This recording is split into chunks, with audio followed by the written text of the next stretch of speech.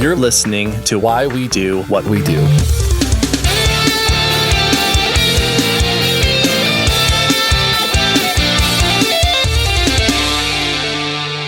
Welcome to Why We Do What We Do. I am your still sad host, Abraham. And I am your looking at different treatments to improve my well-being, Shane. Nice.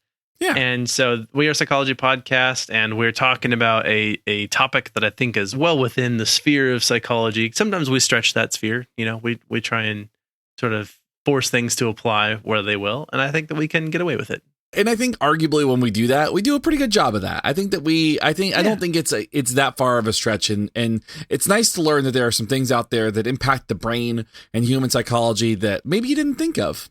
So that's what we try to do. Yeah, exactly. But as I said, this one's couched pretty comfortably well within the sort of realm of mental health, within psychology, etc. And so, yeah, we're just following up our discussion from last time. And if you would like to support the show, you can go to Patreon. You can leave us a rating and review, buy some merch, tell a friend, subscribe, all the sort of things that you might do. Let's summarize what we talked about last time. Yeah, so when we approach this show for this particular topic, we are coming at this from kind of a more behavioral bent compared to maybe just a straight-on tackling of depression. And so in the last episode, we gave a little bit of a general overview or an interpretation. We gave some definitions of depression and what it might look like. We used some articles to kind of back that up. We did include the DSM-5 diagnosis criterion so that we could talk about kind of how or why somebody might be diagnosed with depression. We talked about depression as a state, talking about how we tend to operate in a state of depression versus it being kind of an ebb and flow and environmental variables, and we kind of distinguish those. And we talked about a behavioral process for understanding how depression might actually occur and the behaviors that are related to the symptoms of depression or the state of depression itself. Yeah, exactly. And also we highlighted essentially through a sort of, and you said it exactly right, sort of behavior analyst lens. That's how we're approaching this whole topic.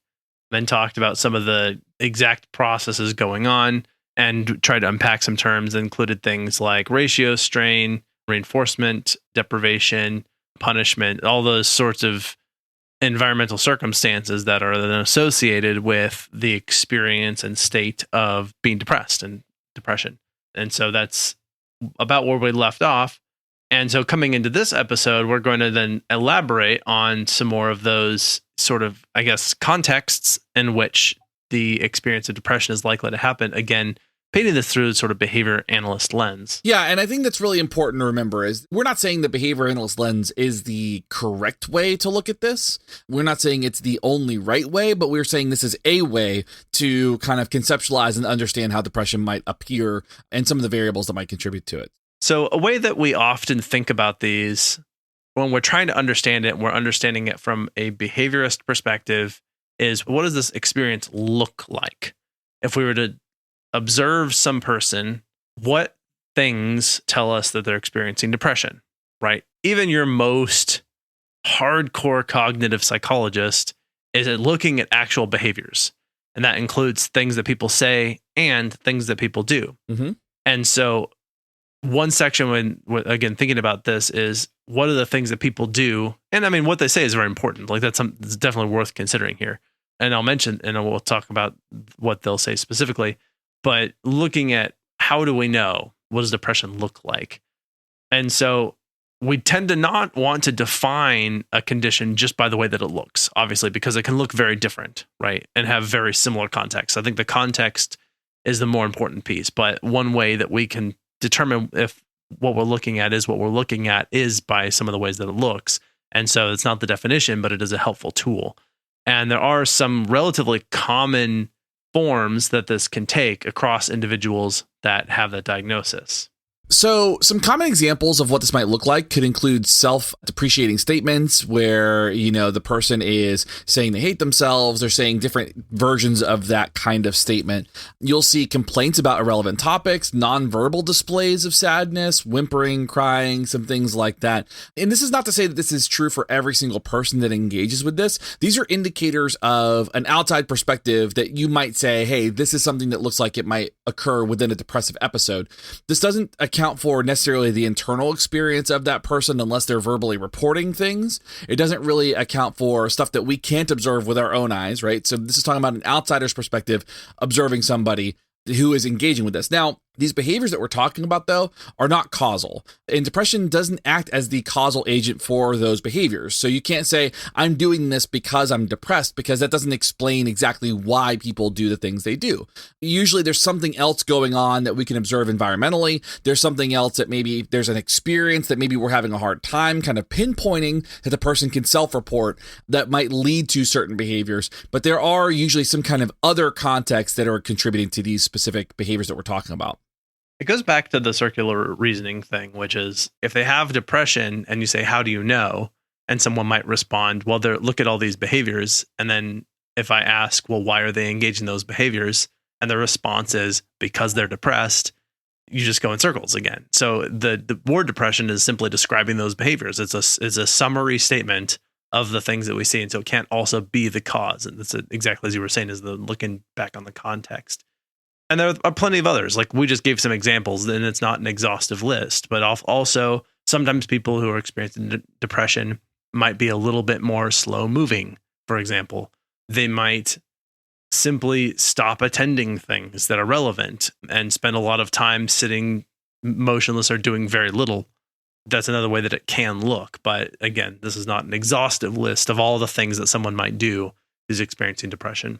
Yeah, and I think that's really important to remember is that, while these are possible indicators, these are also behaviors that we might interpret as being related to depression, and they might not actually be related, right? So crying is not always necessarily related to depressive episodes. People cry when they're happy, they cry when they are grateful, they cry in all these different spaces. So it's important to understand that it is crying within context, it is complaining within context, it is all really behavior and as we kind of try to pin this down, it's always got to be behavior and to really understand it.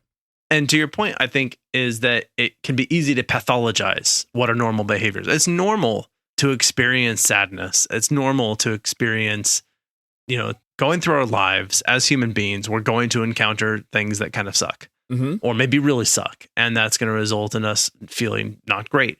And so that's just part of being human. And we don't want to necessarily pathologize normal human experience by calling it depression. And so, it might look one way, but that doesn't necessarily mean it's depression. But another important thing here is that depression is not something that only affects the person who's experiencing it, because most of us are surrounded by people that know us and that care about us and that we care about. And so depression also is going to be something that is experienced by people outside of the person who's also suffering from depression. Yeah, so of particular interest in this discussion is how those diagnosed with depression may exhibit more behavior indicating that they are distressed than those without a diagnosis, right? So as a result, these behaviors produce unique social responses. Essentially, what happens is if people are experiencing depression, they may not report it as much, or they may, you might see those types of behaviors we were talking about, and it does impact social relationships. If this person is complaining a whole lot, it may be difficult to continue to engage with social interactions with this person because maybe they're difficult to be around, and not because of their own behavior or because they are difficult people, but because it's very challenging to be around somebody who is always complaining, always dealing with some kind of emotional distress. It can be very difficult for the people who are trying to be supportive. Not that they don't want to be, and not that that person shouldn't express what they need, but there is a toll on caretakers. And there's a lot of research on that too, is people in caregiving roles experience a lot of stressors related to the people that are in their care. And one thing that is relevant here, and this is probably not true for necessarily professional caregivers, but others who are just sort of in that person's orbit and their friends, their family, that sort of thing, might be concerned that they are actively making the situation worse. And so again, they're then going to maybe try and avoid that person or avoid that situation with that person for fear of them exacerbating that person's behavior, their depression and their experience with depression. And that might be legitimate, honestly. And it's not to say that if it was a family member, for instance, they might not be the cause, but they also might not know what to do to help and might actually say things that end up being harmful without intending to. And knowing that they're at risk for that, they might choose to back off. And so that's not necessarily going to help the situation, but just to speak to the fact that that is an outcome of what can occur in some situations like this. Yeah. So for folks who are engaging in self-denigrating behaviors or complaining, what you might find is that there might be similar effects, right? So this behavior could be aversive for somebody else, maybe even aversive to themselves. And so they don't really like engaging in that behavior either. But what's going to happen is the more they complain, the more they engage in like the self-depreciating, self-denigrating statements, they become aversive to other people, and you're likely not going to get reciprocity, right? And maybe if for that person, they're engaging in this behavior because they believe it, and it's like a type of a truth for that person, and somebody else comes in and says, no, you're not a bad person. No, there's no real social reinforcement within that because now you don't get agreement too.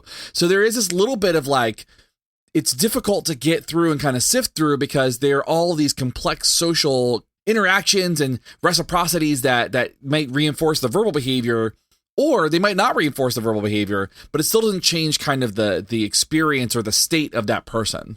Yeah, absolutely. And I think we observe what depression looks like and not necessarily always know what we're looking at. But when you do see those things, it's when you visually observe someone who is making sad expressions, they might be crying, that they're then engaging in those behaviors will actually potentially reduce the likelihood of others engaging in some sort of aversive behavior toward that individual. But what that can mean is this might reduce positive interactions as well. Mm-hmm. And thus that behavior pattern remains sort of stuck at this sort of low self-cycling rate, if you will. Yeah. And therefore the person is, because they're kind of stuck, because they're not being approached, they're not getting the opportunity for getting back to some semblance of normalcy for various reasons, the effects they have on others and whatnot. That means that they're getting back to having things that are valuable around them is also reduced. And so they're not even able to access those things any longer. And part of that is because of the situation, which is to say, if others are avoiding them and they're avoiding situations where they might have an opportunity to find something that they value, that those opportunities are just not occurring. Yeah. So an easier way to say all this is that essentially somebody who's engaging in behaviors that we perceive as depressive, it can be aversive for people, right? So some people have a hard time when other people cry. They don't know how to handle people when they're in distress. And so they typically avoid people who have these behaviors commonly. As a result, social interactions decrease, which also leaves less opportunity for those more positive interactions. And then it perpetuates this issue where now this person is in a place where they're no longer getting any reinforcement because they've had so many of these quote unquote more aversive public displays.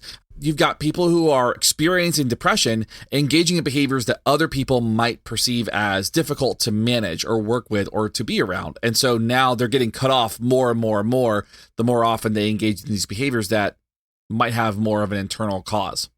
Exactly. And we're going to go, I think, maybe ponder that, a way to say that, and also the experience that might be like for somebody else.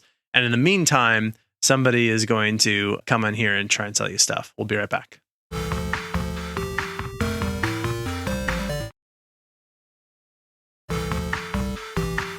So we were just talking about what the effect of depression can be in sort of a larger or broader social context, right?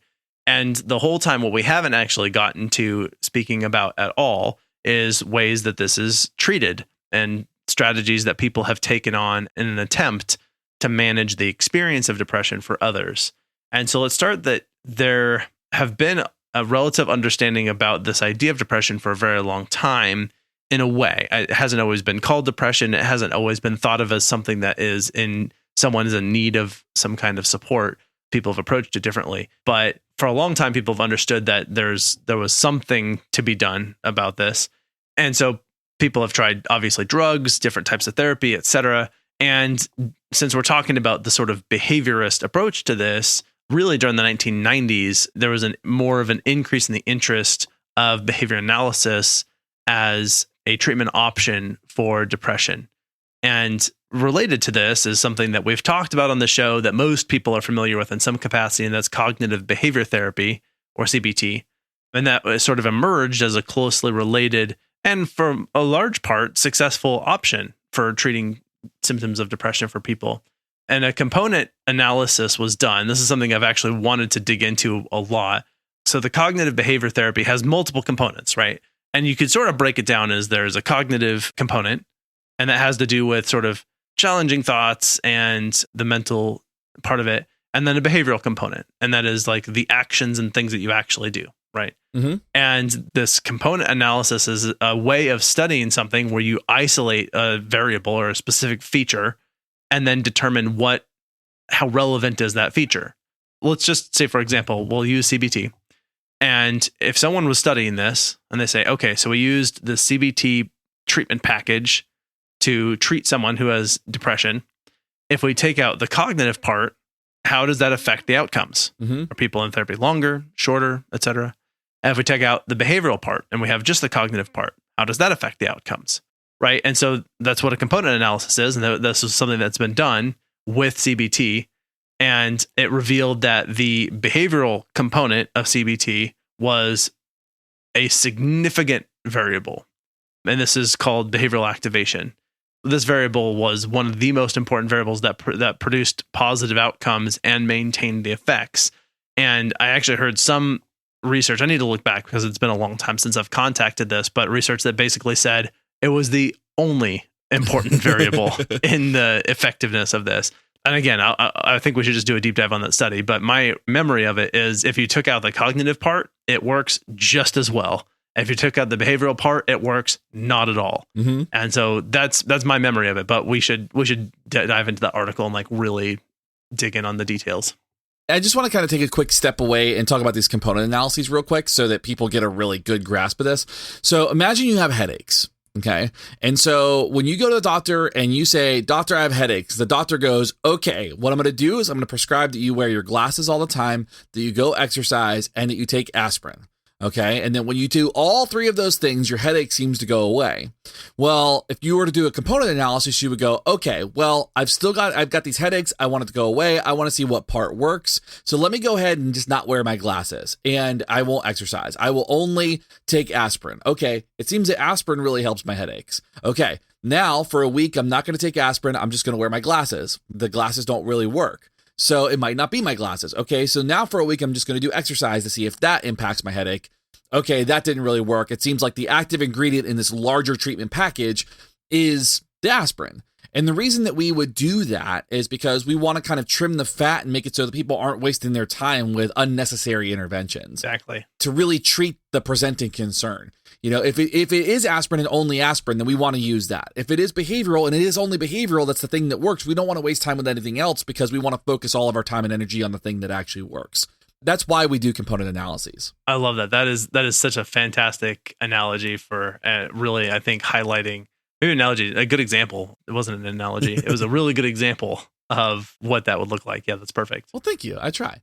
So going back to depression and talking about CBT, what we're talking about here, this behavioral activation piece that has been used in treatment, it demonstrated that the potential for purely behavioral interventions was there as far as treating depression specifically and symptoms of depression. Now, if we proceed with the idea that a healthy baseline of a particular behavior has been adversely disrupted, right? So this person's behavior has been disrupted by depressive episodes or depressive states, then an appropriate goal will be to restore whatever that response pattern is, whatever that behavioral pattern is, to whatever that level was. So basically, if this person's life has been disrupted because of this state, we want to get back to normal. I shouldn't even say normal, back to homeostasis for that person. Yeah. Right? Like that person is back to where they were when their quality of life was better. Exactly. Another component of this is that a positive change in any one response pattern may have a generalized effect toward other behaviors that we're interested in. So, for example, if we had this individual who exercised more and did more self-care, then we might see that their response to stressful situations may ease and shift toward more problem-solving strategies than withdrawal sort of strategies, right? Mm-hmm. And these kind of strategies may lead to outcomes that involve better social interactions, financial improvement, and physical health, obviously, because they're doing more physical health-related things. Mm-hmm. And so sort of in short, much of our overall behavior is connected in subtle ways that are related to these activities of value, these sort of reinforcements, as we've talked about, and to those antecedent contextual events. So the preceding contexts in which we find ourselves. And so it's very likely that addressing even part of that will positively impact the other related variables and behaviors that are associated with it. Now, not always. And I think it's always worth stating that an important caveat is like sometimes you do get those nice generalization effects, but sometimes you totally don't, right? Mm-hmm. And so it's always worth being really mindful of the data and saying like, okay, well, we changed one thing and now these other things are improving, or alternatively, they're not. And so we need to do something else and work on those other things specifically as well. Going back to the episode that we did on exercise and mental health, I mean, they did discuss specifically when we talked about anxiety, how when you have somebody who has severe anxiety and they engage in exercise routines, that the exercise routines were super helpful for identifying similar response patterns in the body related to like what a panic attack might feel like, right? I specifically didn't really look too much into the research on exercise and depression on this particular episode, but these things can be helpful. And also, too, I think a quick caveat to this is if my behavior is improving because of this treatment package, right? My behavior is getting better. I'm working towards a quality of life. I may be engaging in less depreciating statements. I'm not having as many lows per se. Then that's going to open up the doors back to those social interactions that we've lost. Right. So as I eliminate those behaviors, as those behaviors start to improve, as those behaviors that were more of a social concern start to go away, then I'm going to find that I'm able to access more relevant reinforcement from other people and maybe have less of an impact on their caregiving behaviors as well. It's almost sort of like if you can strong arm one thing to sort of force positiveness into somebody's life, that might sort of help move them back toward the direction of other positive things. Yeah. And, I was thinking about when we talked about the exercise and mental health, which I did not originally intend to immediately precede our discussion about depression, but hey, kind of worked out. Yeah. Got this like whole suite of episodes now. Anyway, one of the things I talked about in my addendums was this idea that sometimes just treating someone's overall health in terms of like better diet and exercise and that sort of thing can address conditions that are related to other mental health conditions, right? So if someone is physically unhealthy, then that might correspond with other experiences of, well, I guess, mental health issues, right? Of things like maybe feeling anxiety or depression or various other symptoms. And so by simply making someone healthier, again, we sort of coach them through making them go exercise and do that sort of thing. That can then elevate their other mental health issues, and in this case, depression. Yeah, and I think it's important to note, too, that we don't want to kind of do this hand-wavy thing where we say, oh, people should go exercise more or get CBT and they'll feel better. Yeah, good call. That's certainly not what we're saying here. Right. It is far more complex and it is contextual and it does take time. And I saw a really great example of what a mental health journey looks like. And people think that it's a very linear, smooth path, and it's very like craggy. It's like the aggro crag from Guts, right? Like it's like there's like obstacles everywhere. People are throwing boulders at you as you're trying to climb up to get to the top of the peak of the aggro crag. And ultimately that's what it is, right? You're going to have times where you fall. You're going to have times where you're not going to make it. You're going to have times where there's going to be situations that are going to be more difficult. So it is kind of a craggy path, and there is no kind of poly pill like we talked about in the exercise and mental health episode. Yeah. There's no poly pill for treating this, but there are some effective treatments that are out there to help with depressive episodes and depressive states. I don't know the reference Guts, but I think I get the gist of what you're talking about. You never watched Guts when you were a kid? I don't think so. You're missing out. It was a great show. Fair enough. So ethically, behavior analysts are obligated to treat others with compassion, dignity, and respect. And this comes straight from our certification board, the Behavior Analysis Certification Board in 2020. And this might involve things such as specifically identifying what kind of behaviors we're trying to see either increase or decrease, and in an effort to replace the sort of interfering things that we're doing with a skill set that maximizes the preferred outcomes according to the individual's own sort of definition of what they would like to have happen. And this tailored approach is, this is endemic. This is what behavior analysis is all about, is individualized approaches and individualized goals, and emphasizing that with respect to making plans and designing interventions and that sort of thing. Other available treatments, they're probably going to have their own sort of versions of ethics codes, but a behavior analysis intervention is going to remain grounded in a revered ethical framework of respect and responsibility for the individual with whom we're working. And not to say that other fields don't, but just that is a part of the approach that a behavior analyst should and would bring to a situation with supporting someone with depression. Yeah. I will say, as somebody who's worked on a treatment team with folks who have depression, one thing I would say is that the behavior analytic piece is really critical for arranging an environment where you've got a lot of rewards and reinforcement for certain behaviors and understanding how all that impacts motivation and stuff like that.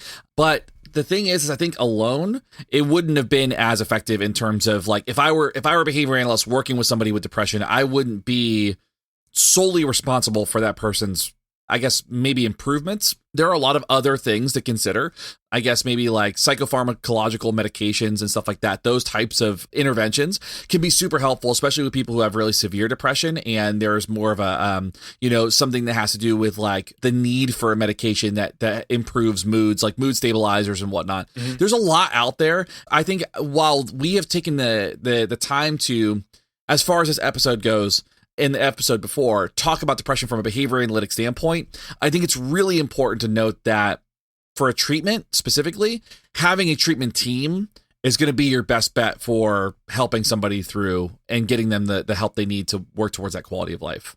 That's a really great point. And I think that's in line also with what is an ethical approach, which is, essentially including all the people that are relevant in terms of a multidisciplinary approach, as well as the people who are going to be around this individual. Yeah. And so, that's a really, really good point. Another thing that we haven't spoken about much in this discussion at all is acceptance and commitment therapy, or just ACT, as many people know it. And we're not going to get into the nuances of that. We've talked about it in various past episodes that we've done, so go back and look at those. We did a really awesome interview with Steve Hayes, one of the founders of acceptance and commitment training, with Jonathan Tarbox. We talked about sort of the mind and how that affects things. Those were great episodes. But I think where it's relevant in this discussion as sort of a closing thought here is the fact that when we've talked about things that people do, language is a thing that people do.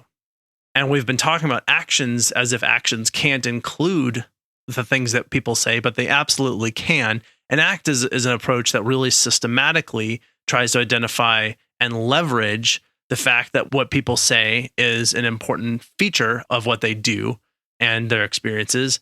And so if you do sort of a functional analysis of not necessarily the content of what people say, but what it means, then you can help leverage their own language to support them, then also following through with the relevant actions. And that's, I think, where ACT is particularly effective at doing that, is really understanding, how can we use what the meaning is here to support someone in then also moving forward with those behaviors that the nonverbal behaviors, I guess, that we're also trying to support. One thing that ACT does really well too is, and again, we're not going to get super in the weeds with ACT, but one of the things it talks about is that emotions are like visitors.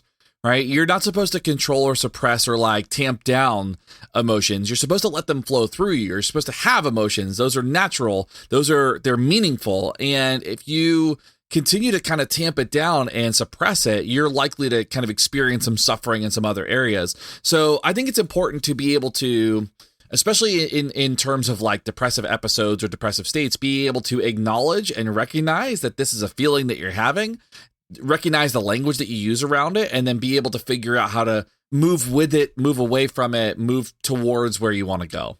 Yeah, absolutely. Well said. Yeah. I mean, I don't have anything else. Do you want to do take-home points, I guess? I do want to do take-home points, but first we are contractually obligated to let some people sponsor this episode. So we'll return after this.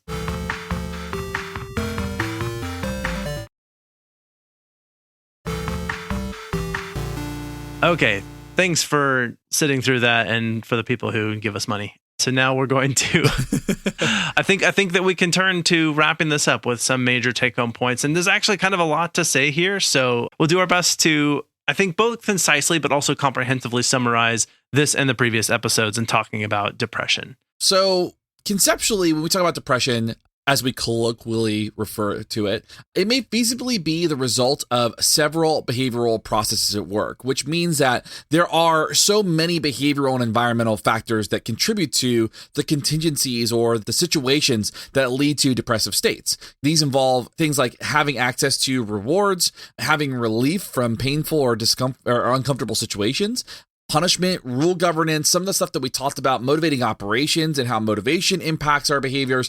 These are all present in all of our days, not just when we're having depressive episodes. When we have in every single day, these things exist. So the arrangement of those things might heavily influence the way that we experience depression or depressive states. Now, with all of that, you might actually be thinking, maybe this has come up for you at multiple points during this discussion, but how useful is the label? If we're looking at depression and it doesn't explain behavior, and we're already describing the kinds of things that are associated with depression, then do we need to call it depression? Now, of course, one of the really important realities of this is that by calling it depression, that will usually grant access to specific treatments. Mm-hmm. By officially diagnosing something as depression, that means that now insurance is obligated to cover treatment for that. Medications can be provided, that sort of thing. So that's, I think, a really important reality of where the diagnosis comes in.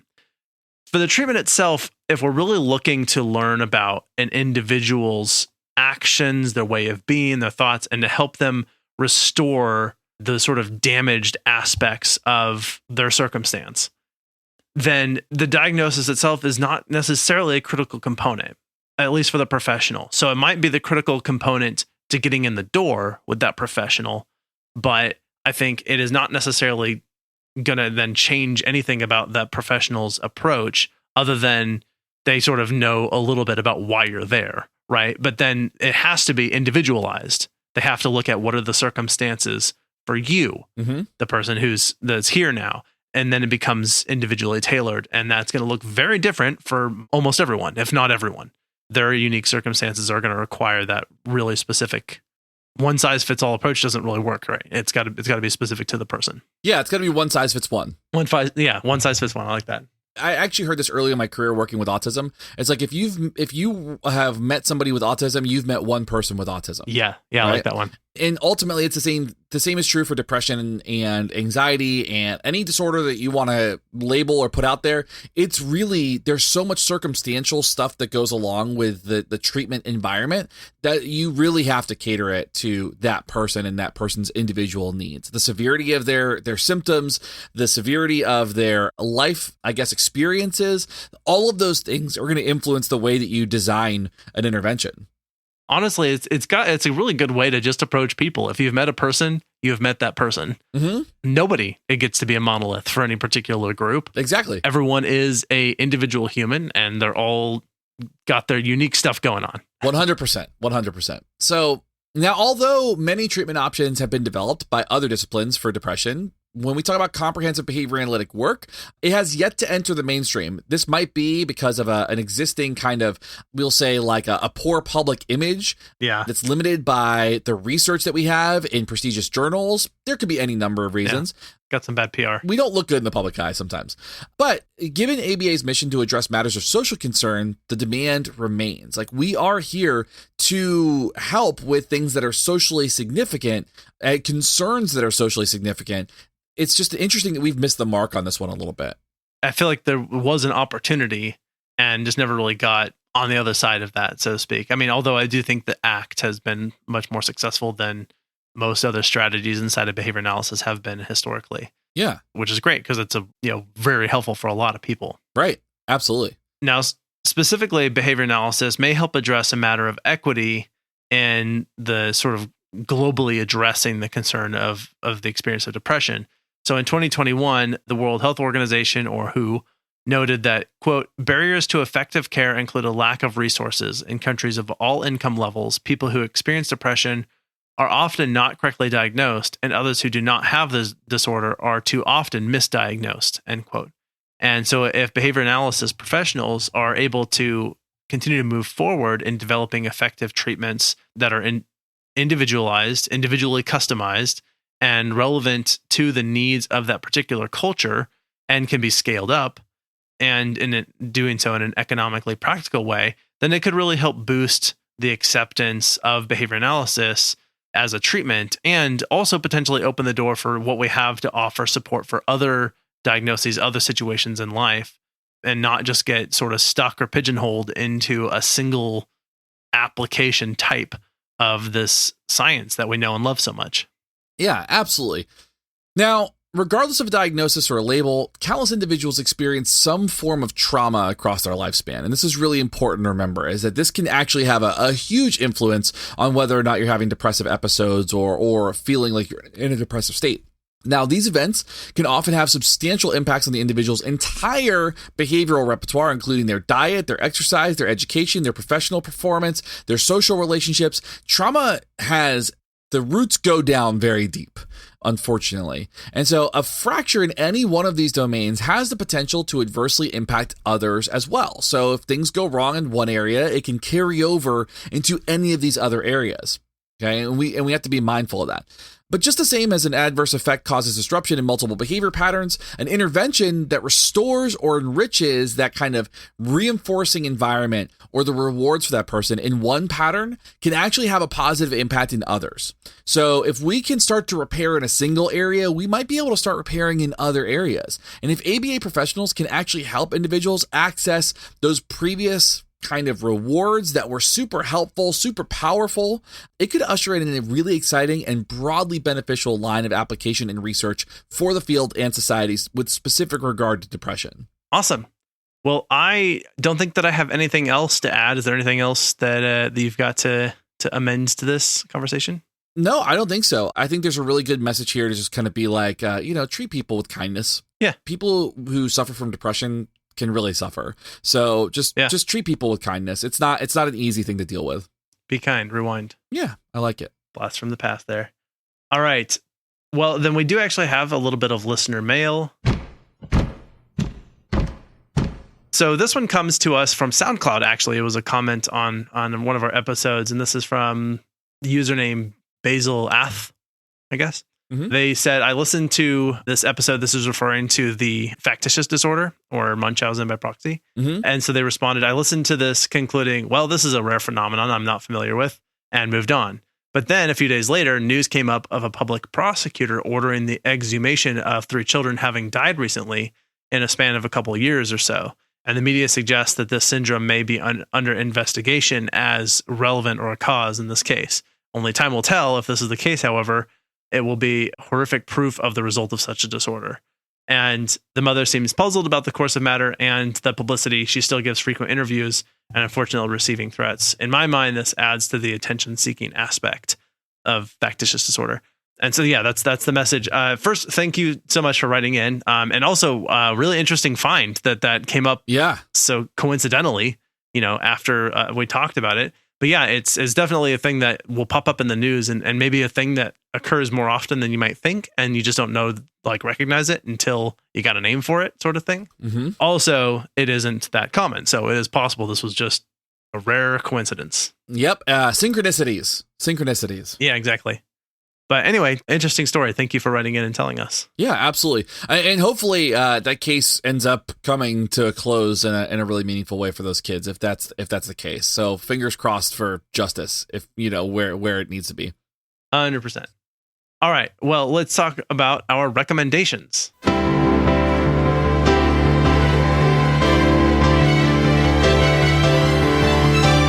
Recommendations. I am recommending another TV show, Such Is Life. I love it. This is the newest season of the Amazon Prime TV show Upload. And the basic premise, I recommended, I think, season 1 when it first came out. But the basic premise is that at some point in the future, humans gain the ability to upload their consciousness to a digital frame, like the metaverse sort of idea, right? Okay, yeah. When they die or they're about to die, then that's usually what happens, is that someone's dying. For some reason, they get their consciousness uploaded, and that takes their head along with them. Anyway, the first season I loved. That's the general premise. There's obviously a lot more going on.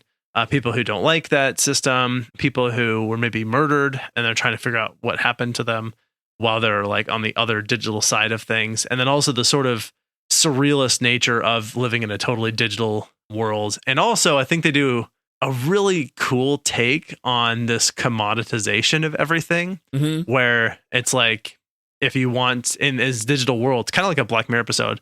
They're like, oh, you can get these digital babies, but to make them take a nap, you have to pay an extra 99 cents sort of thing. And so they do a great job with that. Or like people who get like essentially, because you have to pay to host someone's consciousness there. So people who get like the cheap version, or maybe even free, they only have so much data. And so thinking uses a lot of data. And so basically they only have a few gigs worth of data. And so they don't think very hard. So they don't burn through their data. Otherwise, if they do, then they just remain frozen until the month elapses and they get the next one. Oh, man. It's really, really interesting take on that. Anyway, sorry, I got way off track. Season 2 is fantastic. It's really short. It's like 7 episodes, I think. But it's available now on Amazon Prime, and I really enjoyed it. So I'm recommending it. I'll have to add that to the list. I don't have Amazon Prime, so I'll have to because there's a bunch of shows on there that I've been wanting to see. So I know Lord of the Rings is coming out on Amazon Prime too, I believe. So yeah. I'm excited about that. They've been doing really well. There's some really good shows on there. Yeah, no, I love it. As Abraham is want to recommend TV shows and movies, I typically want to recommend bands and music. So a new record just came. Yes, true. It's the metaphor that you would see on an SAT exam. This band has been around for a while. They just put out a new record, and I really, really love it. I've been listening to this new record. It just came out. We recorded on a Sunday. It just came out the Friday before this recording. I've listened to this record like 15 times already. Wow. It's very, very new. And this band is called Drug Church, which is such a good name for a band. And the album is called Hygiene. Drug Church Hygiene. Word. Their first record, Cheer, I listen to literally every Friday. It's a really great record. One thing is really interesting. They're kind of a post-hardcore band.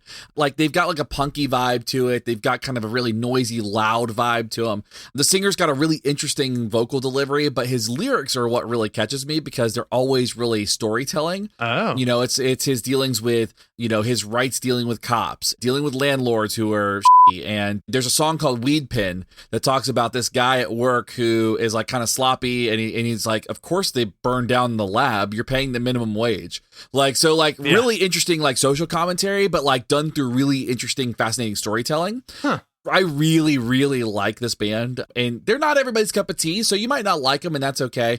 But I'm recommending Drug Church Hygiene because it is just a phenomenal record. I'm really loving it right now. And I just ordered a shirt of theirs that says Drug Church is #1, so why try harder? That's fair. Yeah. I like that. That's good. Yeah, it's good. Awesome. Well, if you would like to tell us about your synchronicity with hearing about a topic that we've discussed and then you finding it out in the real world, that's a really fun story. We're interested to hear those. If you would like to talk to us about a TV show that's streaming that you like, or a interesting band that you're into, most of our listeners, it turns out, according to Spotify at least, really like Taylor Swift. So we'll be nice to T Swift. And everybody also like Ed Sheeran and I think Drake are on there. It's a popular eclectic. The staples is the way I would describe it. Yeah, the staples is a good way to put it. So anyway, you can tell us about some weird drug-related bands that you like or new TV shows. If you have something to tell us about depression, particularly if you have any experience with behavior analysis and depression, we're really excited to hear those things. But we'll hear all stories. Just reach out, share with us. We want to hear from you. Stop by and say hi. You don't necessarily have to tell us anything related. You don't even have to stay. Yeah, you don't have to stay. Just, pop in, just wave, little emoji, retweet something, whatever. You can find us on all the social media platforms. You can email us directly at info@wwd.podcast.com. You can also go to our website. There's merch and links and all kinds of stuff that you can check out there. Yeah, as I said, you want to support us, you can always leave us a rating and review and join us on Patreon. Speaking of Patreon, I would like to thank the following Patreon people who help make this show possible. And that is Amanda, Brad, Kathleen, The Daily BA, Justin, Justine, Kim, Kostia, Layla, Megan, Mike M, Mike T, and Shauna. Thank you all so much for your continued support. Yes. And then thanks, of course, to my wonderful team. These notes were provided courtesy of Alan. And then the rest of my team. Our sound editor is Justin Greenhouse. Thank you for recording with me today, Shane. And then we've got Selena, Kyle, and Brett are also valued team members who are mostly do a lot of writing. Everyone wears a lot of hats in this little team that we've got, but it's a collective. Yeah. Anyway, thank you so much for listening. And I think that's all I have. Is there anything that I missed, Shane? Nope. I think we're good. I think we covered it. Perfect. This is Abraham. And this is Shane. We're out. See ya. You've been listening to Why We Do What We Do. You can learn more about this and other episodes by going to www.wwdpodcast.com. Thanks for listening, and we hope you have an awesome day.